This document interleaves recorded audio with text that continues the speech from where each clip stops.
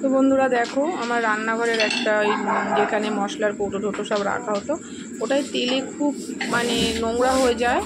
তো সেটাকে করার জন্য একটা বক্স করা হচ্ছে। তো এখনও হচ্ছে, কাজ চলছে। তো বাইরের কিছু আওয়াজ আসবে, ডগের সাউন্ড সেগুলোকে কপিরাইট মনে করো না। তো দেখো, এটা পাশের বাড়ির দাদা করছে। তো তোমাদের যখন একদম পুরো কমপ্লিট হয়ে যাবে তখন তোমাদেরকে দেখাবো। রাত কিন্তু তখন প্রায় 10টা বাজে, তখনও কাজ করছে। বিকেল 5টার সময় এসছে। তো আমি বাড়িতে এসে দেখছি ওই দাদা কাজ করছে। তো দেখো, এবার পাল্লাটা লাগাচ্ছে। তো পুরো কমপ্লিট হলেও তোমাদের সাথে শেয়ার করব, তোমরা বলো কেমন হয়েছে।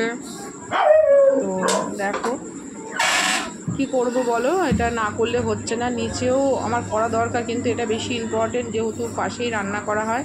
একদম তেলে প্রত্যেকটা কৌটো একদম তেল চিটে হয়ে যায়, খুব প্রবলেম হয়। তো যেহেতু আমার সিঁড়ির নিচে রান্নাঘরটা, সেই কারণে। তো তোমরা জানিও কেমন হলো না হলো, এবং তোমাদেরকে আমি দেখাবো পুরোটা।